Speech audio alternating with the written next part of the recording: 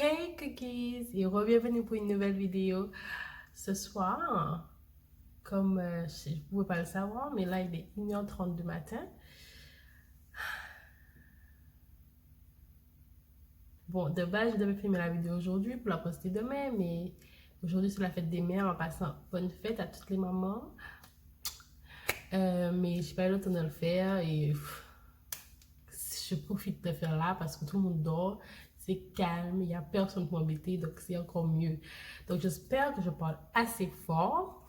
Mais aujourd'hui, donc, ce sera pas un Milo Monday, parce que cette vidéo va sortir demain, donc lundi, ce sera pas un Milo Monday, malheureusement, parce que, en même temps, heureusement et malheureusement, parce que toutes les nouvelles, les actualités sont toujours autour de l'histoire de l'histoire de Monsieur George Floyd, et le racisme qu'on subit chaque jour, donc ça me va très bien que ça continue jusqu'à temps que justice soit faite.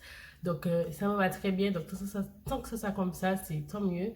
Donc, voilà. Pour l'instant, il n'y a pas beaucoup d'actualité, donc je ne peux pas faire. Et je vais recommencer après. Voilà. Moi, je vais arrêter de parler, sinon je vais trop parler. Donc, je vais recommencer après, il n'y a pas de souci. Bon, du coup, aujourd'hui, ce sera un story time. J'aime trop les story time en vrai. Je fais trop de story time, non? Je sais pas. Mais les vidéos de maquillage vont revenir, ne vous inquiétez pas, cette semaine.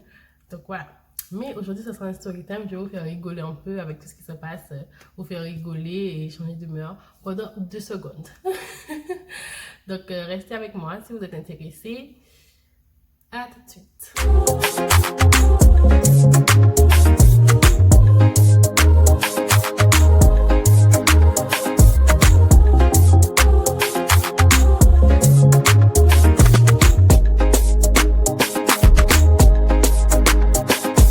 Aujourd'hui, comme vous avez vu sous le titre, je vais vous raconter 2 fois où je suis sortie avec mes copines et on n'avait pas de stop retour. Donc, c'est 2 histoires, 2 story time, mais comme l'autre est un peu plus petit, donc c'est une petite histoire. Je vais insérer les 2 ensemble, mais ils sont tous les 2 très très drôles. La première histoire s'est passée il y a, je sais pas, j'avais, je sais pas, 18 ans. 18 ans.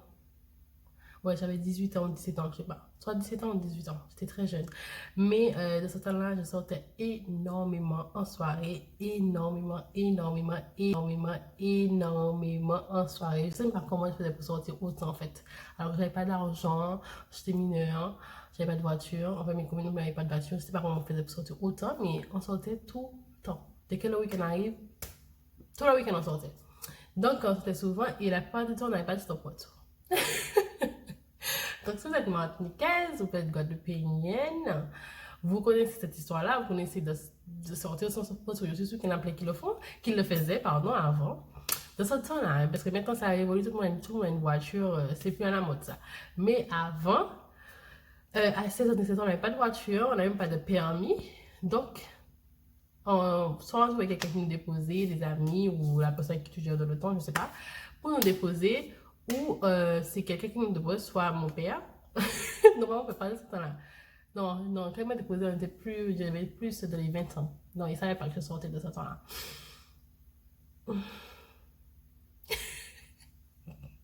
La mère était complice, entre parenthèses.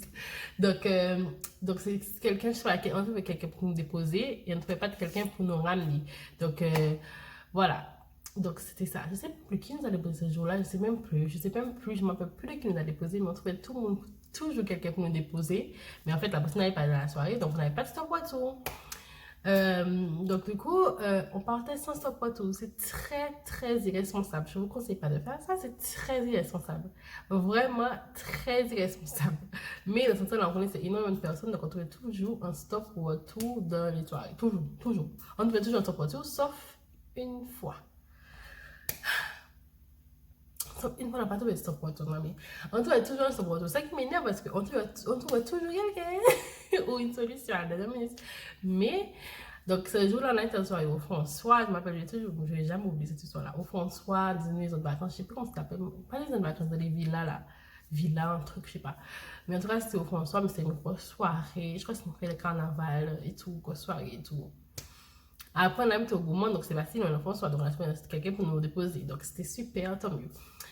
Donc on est là, on s'amuse. Et le pire, c'est qu'au début, on s'en fout totalement. Au début, on s'en fout totalement de si on a un stop ou tout, pas. On s'en fout. On veut juste, on s'en fout en fait. Pour nous, on va trouver quelqu'un, donc on se fout, on s'amuse, on danse, voilà. Donc on s'en fout, on dansait, c'était la fête, oh my gosh, on était à fond. Vers le milieu de la soirée, c'est l'heure de chercher là, parce que là, la soirée va bientôt se terminer, il faut qu'on trouve quelqu'un. Donc on commence à chercher, mais en fait, je sais pas pourquoi, mais il y avait pas, je sais pas, on n'a pas trouvé, on a trouvé personne qu'on connaissait, qu'on avait l'habitude de demander pour nous ramener. Et personne me l'a demandé des fois, mais la personne ne pouvait pas, ou la voiture était déjà remplie. On est là, mais attendez. On m'a pas trouvé de ton voiture. Cher, je vous dis. 3 heures du matin, rien. 4 heures, rien. Donc là, on commence à s'inquiéter. On était à toi, on commence à s'inquiéter. On se dit, my gosh, là, il y a un problème. On commence à s'inquiéter et tout. Après, on voit la soirée commence à se terminer, on commence à partir, on ne trouve pas de stop voiture. Non, mais on ne cherche pas. Ah, on était dehors, on va les gens partir, on ne trouve pas de stop voiture. Mais vraiment, il faut vraiment être vraiment instable, tu vois.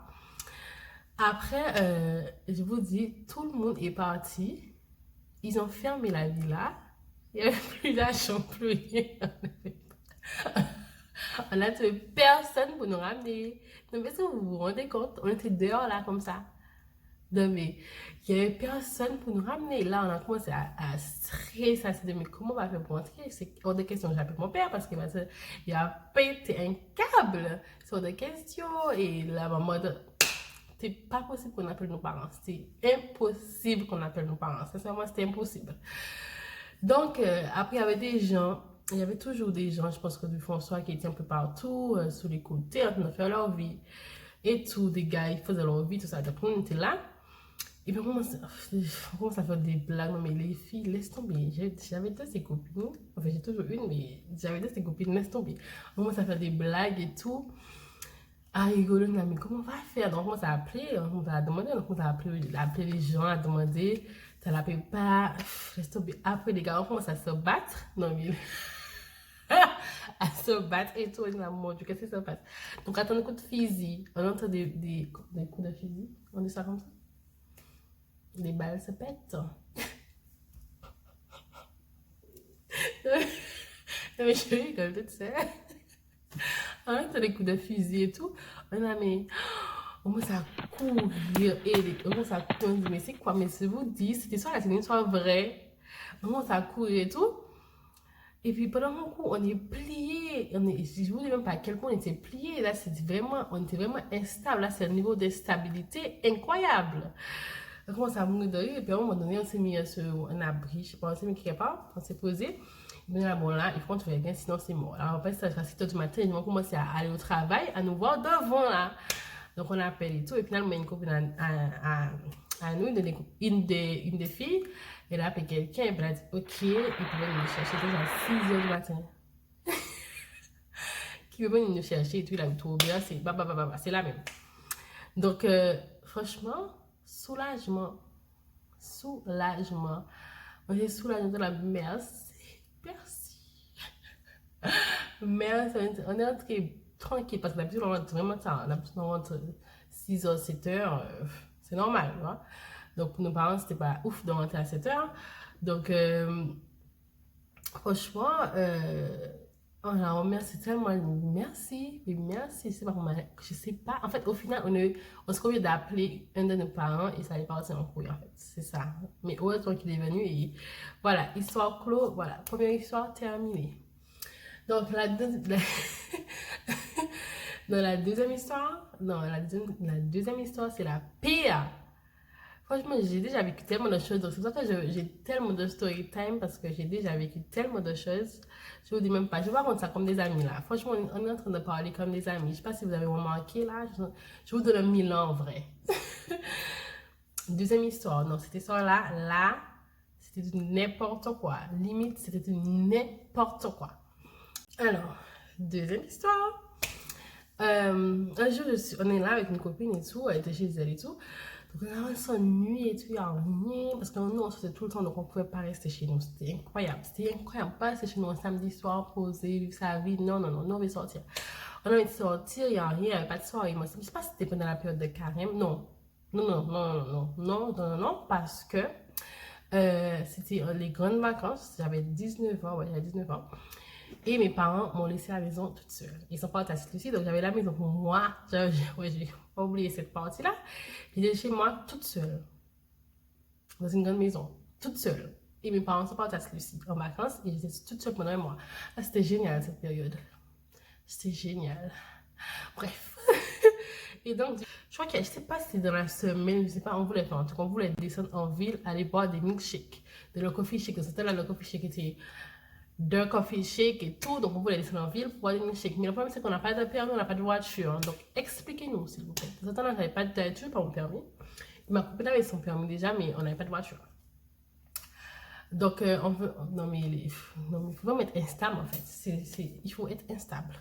Donc, on a dit, bon, ouais, en ville et tout. On a trop envie d'aller en ville, profiter un peu, être là, mais bon. Donc, on trouve quelqu'un pour nous déposer, comme d'habitude. On trouve quelqu'un pour nous déposer en ville. Il était très tard. Il faut pas oublier cette partie-là. Il était genre, je sais pas, déjà 20h, je crois, 20h ou 21h, quelque chose comme ça. Non mais quand je pense là, le soir, même pas la journée, le soir. Donc, on trouve quelqu'un pour me déposer en ville. Là encore, je sais pas du tout qui nous a déposé en ville. Franchement, je ne m'appelle pas du tout pour nous déposer en ville et tout.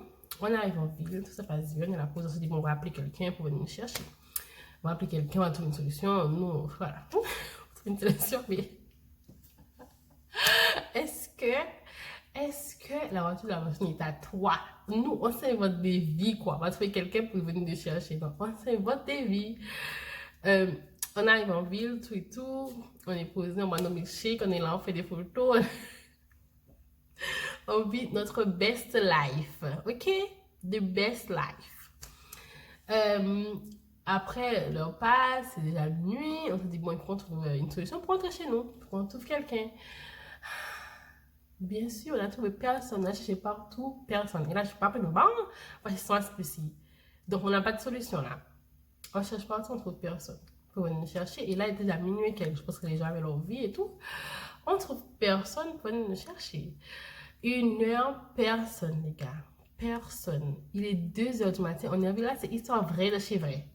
2h du matin, on est en ville. On habite au gros monde. Non mais, où est la logique? Mais quelle logique? Je comprends pas. Je comprends pas comment deux jeunes filles peuvent être en ville et elles savent qu'elles habitent au gros monde sans savoir comment rentrer chez elles. Est-ce que c'est normal? C'est pas normal. Ah, c'est pas moi, ça va être ça. J'espère qu'elle va jamais voir ça parce que si elle sait ça, my gosh, elle va me tuer. Donc, du coup, on dit, on n'a pas le temps, on est obligé de faire du stop. Parce que sinon, on va pas dormir en ville. On va pas dormir de la plage, là. On est obligé de faire du stop pour rentrer chez nous. Non, mais franchement, n'importe quoi. N'importe quoi. Donc, on commence à faire du stop. On se met, je sais pas comment dire ça. Je peux pas expliquer. Au niveau de Malécon, mais un peu plus bas. On commence à faire du stop et tout pour rentrer chez nous. Donc, on fait du stop. Donc, il faut savoir qu'on a tout bon. Bref, on fait le stop et tout, on tombe sur quelqu'un. Donc, je vais vous dire que la personne, il était, je pense, je sais pas, 35 ou 38 ans, quelque chose, 38 ans, je dirais 39 ans. Je sais pas, un monsieur, il était un peu âgé, sa barbe, ses locks et tout, un monsieur assez âgé. Enfin, je sais pas monsieur, un jeune homme, mais genre 38, comme ça. Donc, il me dit, mais qu'est-ce que vous faites là, les filles, à cette heure-là et tout, non, on n'a pas de support, tout et tout. On va au gourmand et tout. Il a dit non, que lui, il va au Lamentin, donc il nous dépose au Lamentin, enfin, ça nous rapproche et tout, et comme ça, on va voir après. Donc, il était assez sympa et tout, on a dit, ok, pas de souci.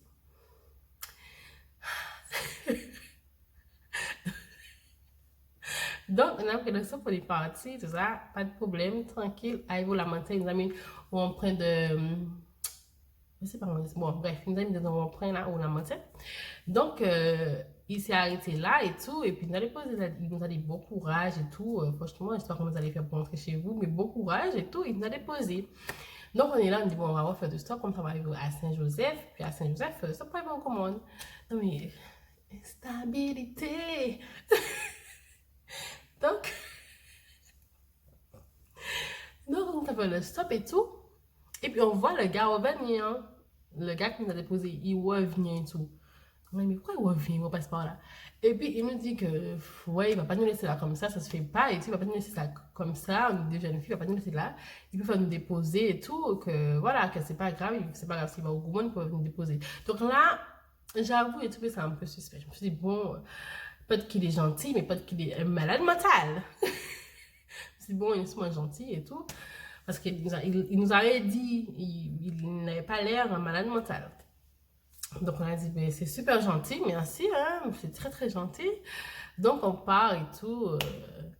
Donc arrivé au Verprès, tu commences à parler, vous appelez comment les filles et tout, non. Bref, on nos prénoms et tout. Après, après il est là, non mais non, franchement, et en fait, on avait grave peur. Il faut pas oublier qu'en fait, on avait vraiment peur. À un moment donné, on avait peur parce que ils nous entendu parler et tout. On s'est dit, mais imagine le gars, c'est un gros malade, quoi. On commence à avoir peur. Donc, nous dit, mais allons sympathiser, laissez-moi votre numéro, je sais que vous avez un problème et tout. Est-ce qu'on lui donne un faux numéro, un vrai numéro, alors que le gars vient de nous sauver la vie? On ne sait pas quoi faire. Donc, ma copine, en fait, j'étais devant, elle était derrière. Donc, on ne sait pas quoi faire. Franchement, il y avait une tension. On a dit, bon, pas dit. On a commencé à donner notre numéro en même temps. Donc, on a donné notre numéro et tout. En fait, le gars écrit en même temps. Je me suis dit, s'il nous appelle, imagine, il nous appelle et tout, et il voit que c'est un faux numéro, il va dire, mais là, il va sortir son fusil, il va nous tuer. Donc, bref, il a pris nos numéros et tout. Allez, on conduit. Après, j'ai dit, bon, déposez ma copine là-bas parce que ma copine habitait au bout. Donc, au bout, moi, j'habitais dans un quartier au Goumont. Donc, j'avais peur qu'il me dépose et après, il parte avec ma copine et que, voilà, que ça parte en couille. Donc, la fille et donc, du coup, j'ai préféré qu'il dépose ma copine et comme ça, au pire, je reste chez ma copine. Et que, je sais pas, en fait, je voulais vraiment qu'il dépose ma copine avant parce que après, la route de chez moi, pour aller chez elle, c'est un peu long. Donc, elle, toute seule dans la voiture avec lui, j'avais un peu peur. Donc, je crois qu'elle est obligée de rentrer par rapport à ça. Moi, je sais plus, mais en fait, elle est obligée de rentrer. Après, elle m'a dit non, non, elle m'a dit non, pas dit, c'est pas grave, t'inquiète. Laisse-le me déposer, te déposer. Après, il va me déposer, t'inquiète pas. Elle m'a dit ça. Donc, j'ai dit ok, ok. Donc, le gars, il m'a déposé chez moi, sachant que j'habite peut-être à 20 minutes de chez ma copine. 20 ou 30 minutes, je pense, je sais pas. 20 ou 30 minutes. 20 minutes, ouais, 20 minutes de chez ma copine. Donc, le gars m'a déposé chez moi. Tout s'est bien passé, il m'a déposé, j'ai dit merci, là, là. Je change chez moi, je fais mes chemins à clé. Et il a déposé ma copine. Donc, elle a déposé ma copine. Après, ma copine m'a appelé pour dire qu'il a voulu lui parler vite fait et tout, mais qu'elle a vite tué ça et tout. Bref, il est parti. Donc, on se dit, bon, soulagement, tout va bien. On est bien entré, on a eu de la chance. Donc, je suis là, je suis couchée dans la chambre de ma mère parce que je dormais dans leur chambre parce qu'il y avait la télé. Je ne vais pas rester dans ma chambre alors que j'ai une maison toute seule. Donc, je suis là tranquille. J'allume la télé. Et genre, un petit moment après, j'entends caméra.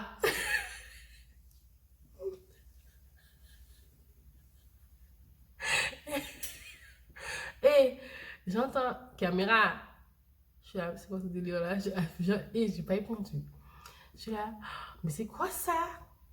Et j'ai l'impression, caméra. Je suis là, mais c'est quoi ça? Après, j'ai vite compris que c'était le gars. Et puis là, après, j'ai donné son prénom, je sais plus si c'est quoi son prénom. C'est nanana, c'est Victor. On va dire, c'est Victor. C'est quoi ce délire? Pourquoi le gars est chez moi là? Donc, j'avais ma copine, je lui dis, le gars est devant chez moi. Elle me fait, arrête de mentir, je te jure, le gars est devant chez moi, en train de m'appeler. Je la mais mon Dieu. Je suis là, aïe, aïe, aïe, mais qu'est-ce que je fais? Là, je commence à paniquer. Et moi, je suis une peureuse, mais peureuse de secondes, peureuse comme jamais. En plus, je suis là toute seule. Non, il n'y a personne. J'étais chez moi toute seule. Il n'y avait pas mes parents. Et en même temps, je me dis, heureusement qu'il n'y avait pas mes parents. Mais non, moi, bref. Donc, j'entends ça et tout. J'appelle ma copine. Je lui dis, mais le gars est chez moi. Le gars est chez moi. Je commence à paniquer. Je commence à pleurer. Je dis, le gars va rentrer chez moi. Le gars m'a violé. le gars va partir. Je commence à paniquer, je commence à pleurer, je dis, mais qu'est-ce que je fais? Il est caméra, il est caméra, ouvre la porte, caméra, c'est moi. Je suis là, mais c'est quoi ça? Je commence à pleurer et tout. Et puis l'eau, elle est là, elle est récemment, il dit à sa maman que ouais, il y a un gars là et tout. Non, non, il dit à sa maman, et puis elle dit à sa maman d'appeler la police. Donc, mais qu'est-ce qu'elle sort celle-là? J'ai pas d'unité.